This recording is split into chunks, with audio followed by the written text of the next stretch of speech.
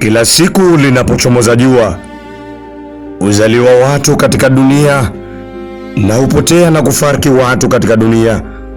Haikuwa chaguo la mtu kuwa maskini, wala si ujanja wa mtu kuwa tajiri, bali ni maridhiano baina ya Mungu na mja, kama ilivyokuja katika maandiko. Leo tuwaletea historia fupi ya kijana huyu wa Ruangwa aliyotoka katika haso, kejeli, mapambano, dharau na kutoka migodini kuwa bodaboda Pakistani kona mbaya na wanaye, mpaka alivyoingia mjini na kuwa mfanyabiashara mkubwa na kuwa chachu ya maendeleo ya vijana wa Ruangwa. Majina yake halisi ni Hussein Suleiman Jarimbo, maarufu kama Hussein Stationary, kutokana na sapoti yake kwa vijana na kuwashika mikono. Kwa sasa vijana hao wamempa jina na wanamuita balozi, na kwa kuwa aliishi na kukulia katika maisha vijiweni, vijana wengine walimpa jina wakamuita Goat, kwa maana ya mbuzi.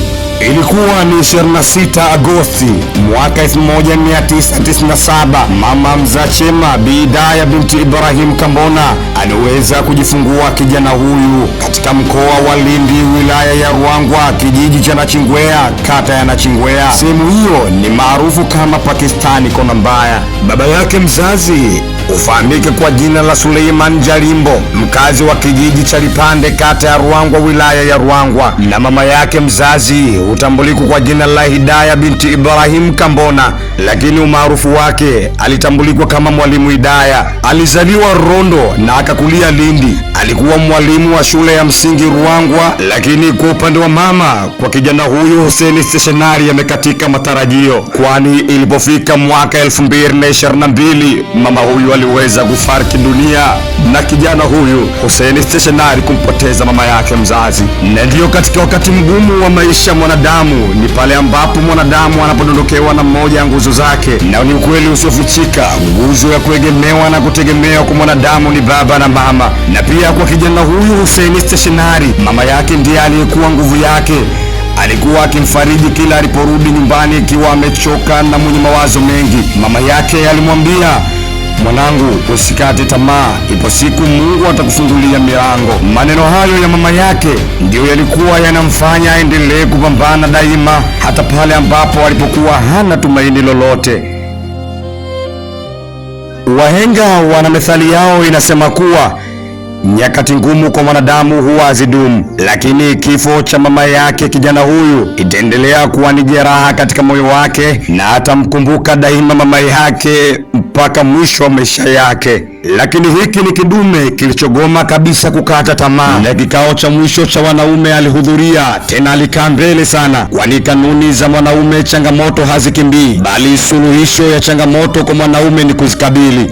Baada ya hapo, malezi ya kijana huyu yalishikwa na baba yake mzazi pamoja na dada zake, pia na kaka zake, maana huyu ni kijana wa 6 kwa baba na mama. Na miongoni mwa kauli zake ambazo mara kadhaa huwa akizirejea ni kwamba miongoni mwa watu ambao anawathamini na kuwapenda kwa dhati ni dada zake, kaka zake pamoja na marafiki zake ambao amekuwa akiaso nao, hususan wanaye wa Pakistani kona mbaya, kama ilivyokuwa kwa rafiki yake Junior pamoja na Azam, na bila kusahau marafiki zake wengine kama alivyokuwa Idi Madi, Taufiki Kasava, Azan Makota na rafiki yake wa kike Rozi, vile vile mwanaye Konde Boy na anko yake Mr. Mangaisha pamoja na mdogo wake Miraji, vile vile Unju pamoja na Ivan, bila kusahau Habata Store, Chigo Soft Drink, Mandezi Wanachingwea, Rama Katara na Hussein Matelefon, Ingi au Tifti, pamoja na wanae wengi anaoshirikiana nao kwenye kazi kama alivyokuwa Coach Boyd pamoja na Kocha Jose na diwani wa kata Mandarawe na mwanamuziki maarufu Mtotonia, bila kusahau Matelefoni na tajiri Mo. Kijana huyu Hussein Stationary wa kumuita balozi Goat kwa maana ya mbuzi, safari yake ya maisha ilianzia hapa. Kwanza kabisa, elimu yake ya primary alimaliza katika shule ya msingi Likangara, na elimu ya sekondari aliipata katika sekondari ya Ruangwa Day Secondary School, na akagraduate mwaka 2015.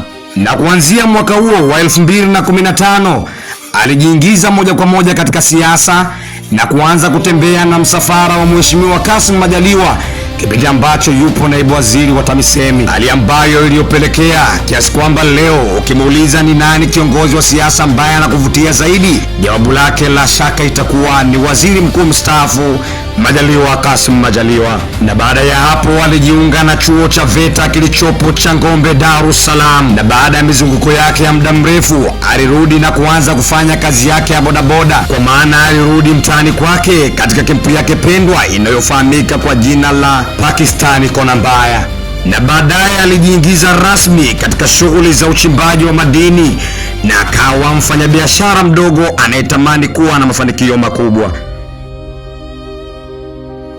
Katika safari ya maisha, kwa kawaida mwanadamu huwa na mtu ambaye anamtizama na kuiga lifestyle yake, kwa maana anamfanya kama role model wake. Upande wake Hussein Stationali, role model wake ni Father Mparuka Hashim Mtotela, bila kusahau respect sana kwake Mr. Kachoka.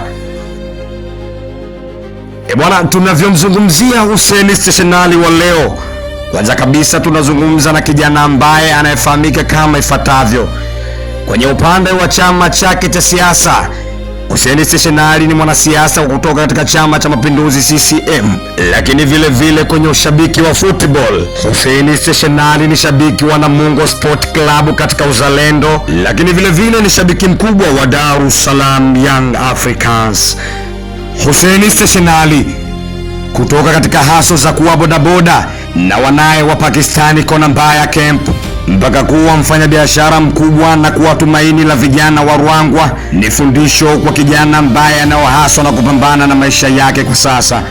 Hussein Stationali ni mmiliki wa Gold Kids Sport Academy mara baada ya jicho lake kuangaza na kuthamini mchango wake katika masuala ya kimichezo ya football wilaya, ambapo akademi hii inapatikana ndani ya Ruangwa mjini, na akademi inapokea vijana wenye umri kuanzia miaka 15 na kuendelea. Lakini sivyo tu, jina lake la kuitwa Hussein Stationali haikuwa maigizo. Hiyo imetokana na kazi yake ya Stationali ambayo inapatikana Ruangwa mjini. Achilia mbali mambo yote hayo, kwa sasa vile Hussein Stationali ni miongoni mwa wadhamini wa Ruangwa Ndondo Cup. Hussein Stationali ndio imekuwa chachu ya vijana wengi kupata ajira, kama vile ambavyo akiweza kuwakusanya vijana na kuwapeleka migodini na kuendesha maisha yao. Kuna kauli mara kadhaa huwa nikieleza nikisema kwamba muogope sana maskini akijipata. Nilikuwa nikisema hivi kwa sababu maskini anavyojipata, huko nyuma alikotoka amepitia haso nyingi sana, kwa maana ya kwamba ana nafasi kubwa ya kulipiza kisasi kwa wale ambao walikuwa wakimdharau, kwa wale ambao waliokuwa wakimkejeli, kwa wale ambao waliokuwa wakimletea mambo mengi ambayo yalikuwa yakimrudisha nyuma kimaendeleo. Lakini kwa kijana huyu Hussein Stationali imekuwa tofauti sana. Ni kijana mwenye huruma, mwenye upendo na kila mtu, hata kama hapo awali ulikuwa umemfanyia mambo ambayo yalimrudisha nyuma kimaendeleo. Wanasema mafanikio huonekana mwisho wa safari, lakini hawajui maumivu ya mwanzo wake. Hussein Stationali hakuzaliwa kwenye maisha ya starehe. Alitoka kwenye giza la umaskini, akilala na mawazo mengi kuliko matumaini. Kuna siku alitamani hata mtu mmoja amwamini, lakini dunia ilimpa dharau baada ya kumsapoti. Bwana nimefika tamati na ninashwa chini kalamu wanangu. Mbona kakundungu kumeyo mwanja. Makala hii imetayarishwa na mimi Fahari ya Nekani Family, Ruangwa wilayani Mandarawe ndo Katani na Chinyimba mabegani, nyumbani kitovu ndo kilikozikwa. Ni mimi mwanafunzi wa Ihya Islamic Education Center Kilwa Masoko, Sharukani Sidet Bay kupitia Sharukani Online TV.